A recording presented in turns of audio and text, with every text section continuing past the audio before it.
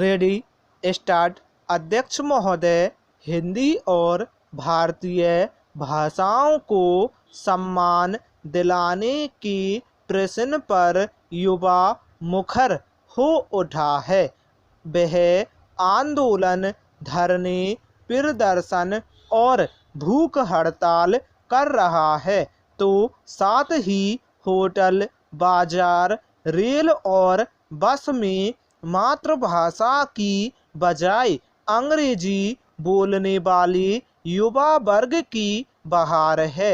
युवा मन में दोहरापन क्यों है? क्या चाहता है युवा? हिंदी और अन्य भारतीय भाषाओं को सम्मान का दर्जा दिलाएगी यह चुकी हुई पीढ़ी या युवा वर्ग? पैराग्राफ चिन्ह। हिंदी के साहित्य के साहित्यकार ऐसे युवा वर्ग का प्रतिनिधित्व करते हैं जो अंग्रेजी के स्थान पर हिंदी का प्रतिस्थापन तथा भारतीय भाषाओं को विकास के समान अवसर देने के पक्षधर हैं। अपनी सोच को उन्होंने 1980 में आकर दिया, जब भारतीय प्रशासनिक सेवा परीक्षा हिंदी माध्यम में उत्तीर्ण करने वाले प्रथम अधिकारी धर्मवीर अधिकारी थे। वे कहते हैं कि मुझे इस बात का गर्व है कि भारतीय प्रशासनिक सेवा परीक्षा में हिंदी के माध्यम से प्रवेश करके अंग्रेजी की सहायता के भ्रमजाल को तोड़ा। उस समय तक प्रशासनिक सेवा परीक्षा देने वाले युवा के मन में हीन भावना रहती थी कि हिंदी के माध्यम से परीक्षा देने पर संभवतः चयन नहीं हो सकेगा। मेरे चयन से यह भ्रम टूट गया। पैराग्राफ चिन्ह। उच्च शिक्षा, प्रशासनिक सेवाओं और अन्य उच्च पदों पर हिंदी के प्रवेश पर वे कहते हैं हजारों वर्षों की गुलामी का असर सिर्फ 40 सालों में चला जाएगा। हम इसकी अपेक्षा कैसे करें? हमारे संविधान में 2 अत्यंत महत्वपूर्ण और क्रांतिकारी कदम उठाए थे।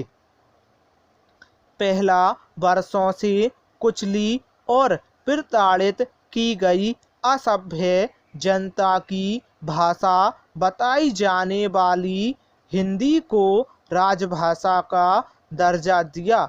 दूसरा यह कि हजारों वर्षों से अपमानित, शोषित, अछूत वर्ग को न केवल बराबरी का अधिकार दिया, बल्कि उनके विकास के लिए विशेष व्यवस्था भी की।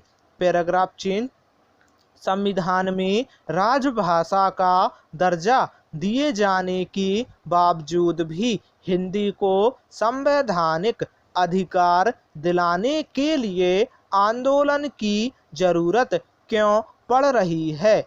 आंदोलनरत युवा वर्ग सशक्त और निर्णायक स्थिति में क्यों नहीं है? पैराग्राफ चिन्ह। इस प्रश्न पर वे बहुत सटीक बात कहते हैं। अंग्रेज चले गए, राजनीतिज्ञों को सत्ता मिल गई, पूंजीपतियों को सुविधाएं और विशाल बाजार मिल गया। जमींदारी प्रथा समाप्त होने का कारण यह था कि वे आज़ादी के शत्रु थे, यानी तंत्र में बुनियादी परिवर्तन नहीं आया, नौकरशाही पूर्ववत रही।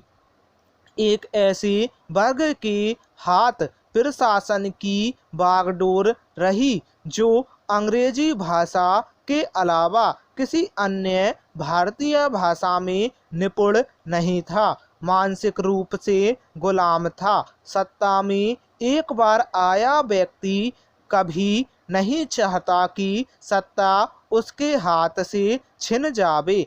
प्रशासनिक अधिकारी अंग्रेजियत में रंगे थे। उन्हें पता था कि उनके बच्चे एक छोटे से अंग्रेजी जानने वाले समूह में से प्रशासनिक अधिकारी चुने जा सकते हैं। संपूर्ण भारतीय युवाओं के बीच हिंदी या अन्य भारतीय भाषाओं के माध्यम से वे पिछड़ जाएंगे, इसलिए उन्होंने अंग्रेजी की अनिवार्यता को बनाए रखा।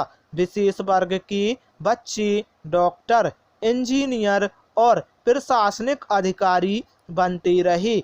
आज तक यह स्थिति बनती चली आ रही है। Paragraph change. क्या इस स्थिति के लिए सिर्फ प्रशासनिक अधिकारी दोषी हैं? उन्होंने कहा, वास्तव में दोषी तो जनता और विशेषकर युवा वर्ग है।